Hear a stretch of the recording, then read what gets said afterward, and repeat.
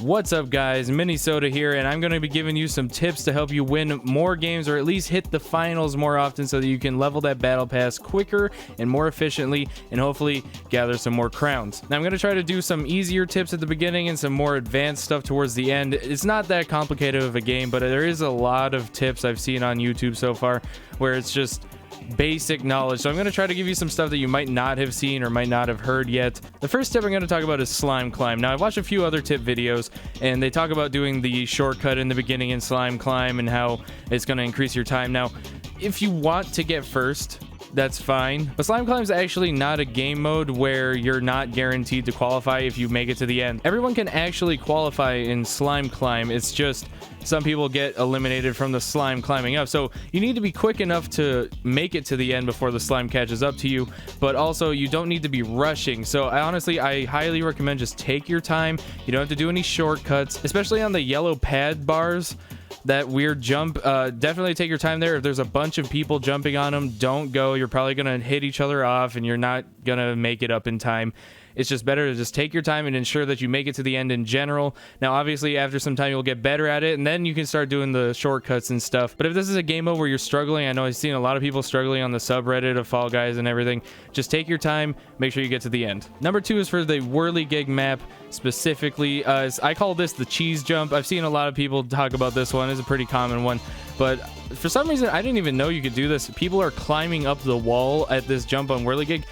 Don't do that. That takes way too much time, and unlike slime climb, you can get eliminated if you don't finish before a lot of people. So what you're gonna do is you're gonna run up this ramp, and at the very top you're gonna jump, land on the cheese block, and immediately jump again, and it'll give you like a slight speed boost and you'll hit the top of that little ledge faster. So this next one I also thought would have been a given, but people, like especially on DoorDash where people are just kind of funneled into one area. Firstly, bonus tip here, DoorDash, the first few rounds, most of the doors are actual doors. You don't have to worry about it. It's like when you get past the 50% mark, then you should start following everyone else. And when this happens, you don't want to be stuck in that mob. When everyone's stuck in that mob, you're just getting pushed around. You can get knocked over, trampled. You won't get up for a long time. So the best thing to do in this situation is jump, and you're gonna dive in the direction you want to go, preferably forward, obviously in DoorDash. And when you do this, hopefully, not all the time, but hopefully you either block other people and knock them down, or you land on your stomach, which actually lets you get up much quicker.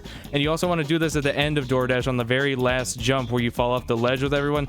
Try to jump at the very end, dash, and you'll even get some extra distance on them, and if you land on your stomach you'll get up much quicker than everyone else who's just kind of flopping onto the ground. The get up time from flopping on your stomach as opposed to flopping onto your back on these huge jumps is significantly faster, so definitely dive more often, dive over crowds, especially when you're running in a big group, and you'll see a big improvement. Next one's going to be for tile run. This one took me a while to figure out. I did not understand this game and how to win it regularly. I actually got eliminated probably the first 20 times I played this mode, but basically what I like to do is I rush the first bit, and sometimes you luck out and you find the tile, and then if I find the tile, I'm going to stand there.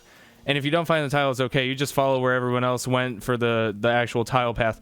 But don't be the guy who runs forward. And a lot of people are actually catching on to this. I just played today, and people just stand on the most recent tile, and they'll start bumping. So all you have to do is try to walk at people, and eventually someone's going to get bumped off the edge. You want to try and stay near the middle so you don't be the one who's knocked.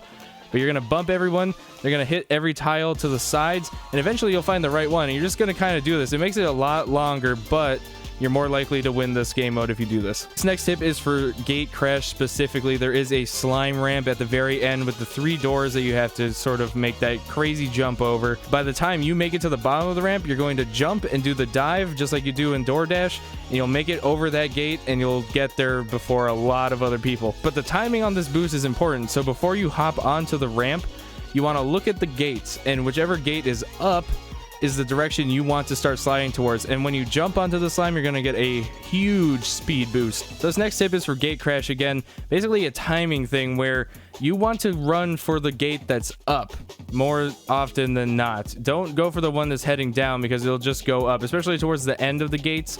They're going to be a lot quicker. You want to head for the one that's already up, because by the time you reach that one, it'll go down and everyone is going to smack their head on the one that they thought was going to be down when they got there, because you run kind of slow, like surprisingly slow in this game. So you want to time it so that you're running there, and as soon as it hits the ground, you're running over the gate. I know it's kind of confusing, but it'll make more sense when you actually try to do it in your game.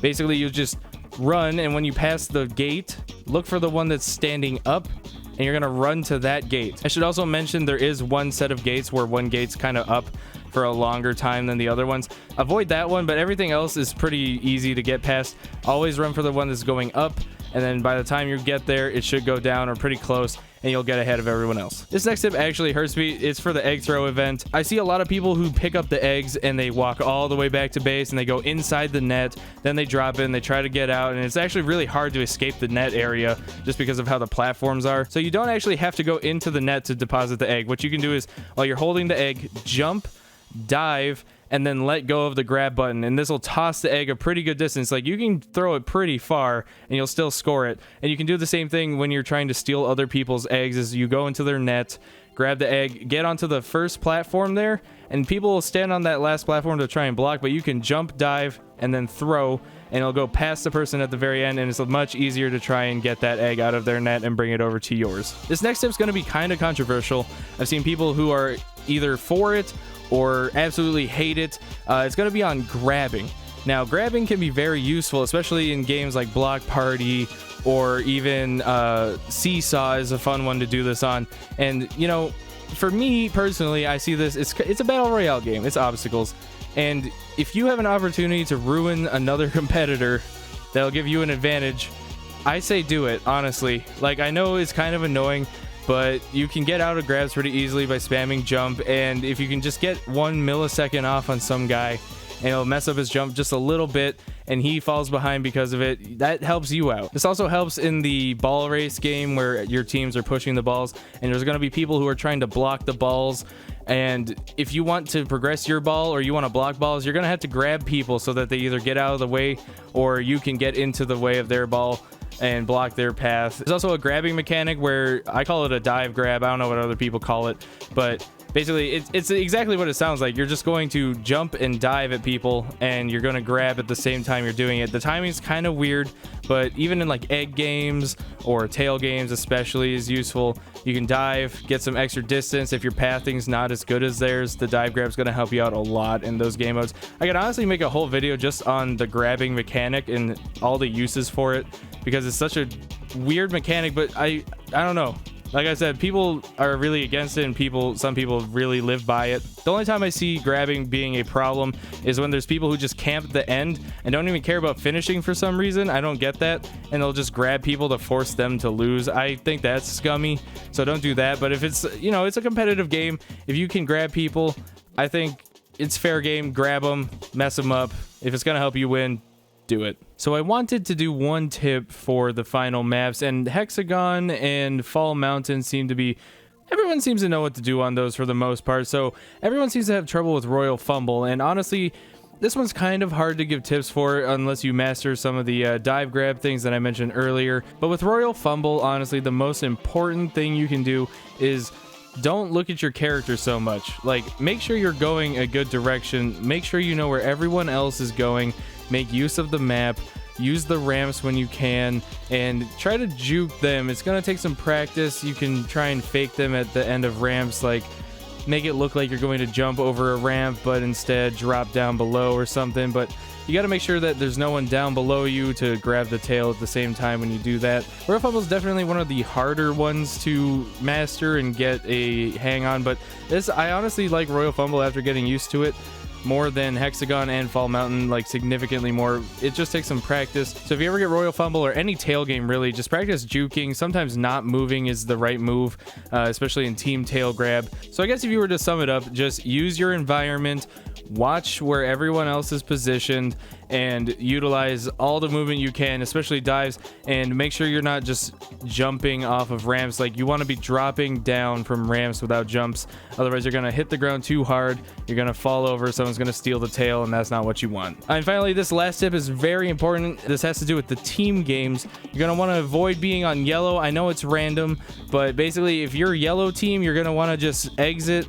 You're gonna leave because you're gonna save some more time, and you're gonna play more games. It'll help you win more often because you're not losing. Yellow team has never come in clutch for me, so just avoid yellow team at all costs and you'll win more games. Anyway, I hope this tip video helps you out in some form or way. If you enjoyed the video, please drop a like down below. It really helps me out. Hit the subscribe button if you want more Fall Guys. I do a lot of dope edits, make funny moments with my girlfriends. I also stream on Twitch, Fall Guys. Also, if you want more tips on anything specific that I didn't mention in the video, drop that in the comments as well. I'll try to cover it as best I can. Some game modes I'm not as adept at as the other ones, like the fall ball I mentioned.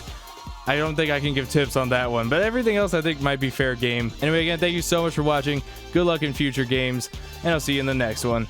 Peace out. Bubble Base.